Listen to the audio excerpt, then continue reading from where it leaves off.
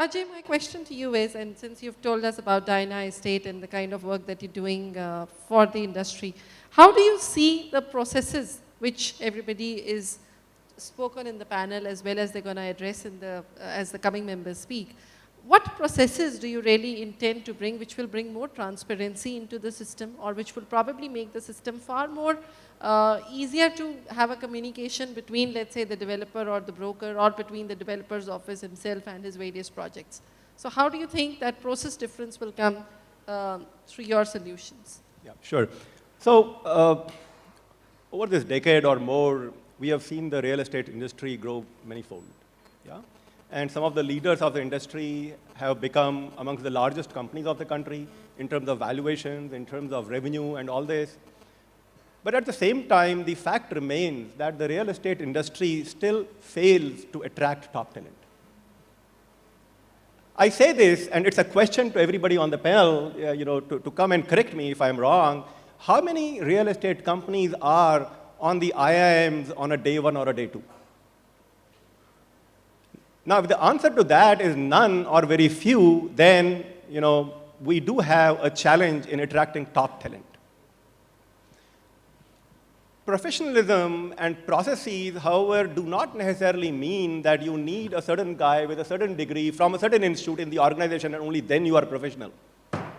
So what does professionalism mean?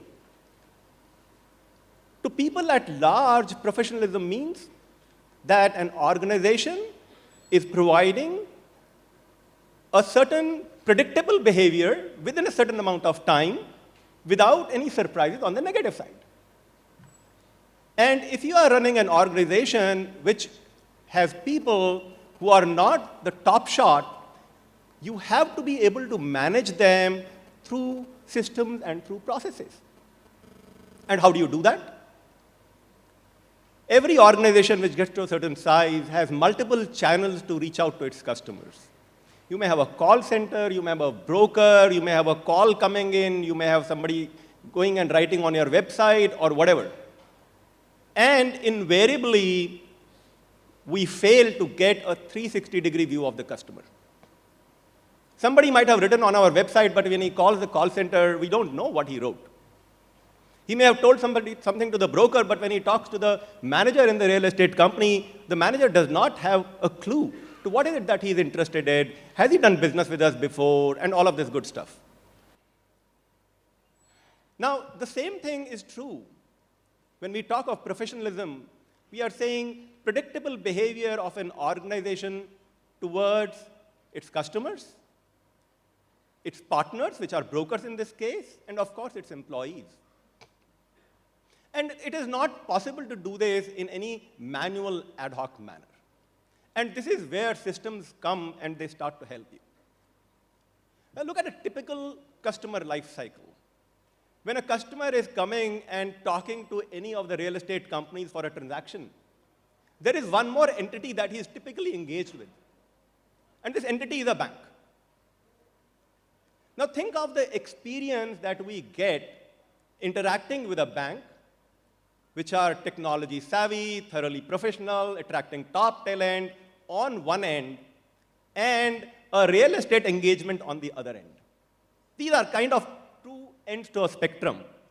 On one end, there is belief. On the other end, there is a trust deficit, that everybody. Well, it's not always the case. I disagree with you. It's changed a lot now. It's not so bad. It's not one end of the pendulum and the other end of the pendulum. I totally disagree. Sometimes, just to bring up a point, I might be, kind of extenuating it a little bit. I mean, with due respect to our developers over here, let's be rational. Yeah. Because, I agree there is a need to change things, and things are changing. Please admit it. We are changing. So I'm glad it evoked a response. Yeah. Make sure that people are listening to all of this. So now I want to take this example of a bank a little further. We have seen banks when multinational banks came to India, and we had nationalized banks. We had trust deficit, or let me say, customer experience deficit between a nationalized bank versus maybe a multinational bank, right?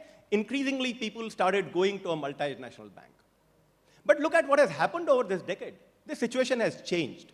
I feel as comfortable interacting with an SBI or a PNB as I feel interacting with a Citibank or Deutsche Bank or something else.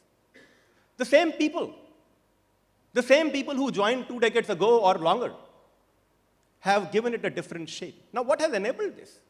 Technology and processes.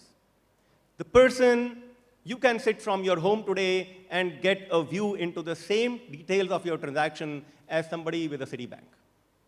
You can go and talk to a clerk there in the bank and get the same treatment. And what has enabled this? Technology. And coming closer, if I look at somebody who is not very far from your industry, right? I talk about a company called Asian Paints.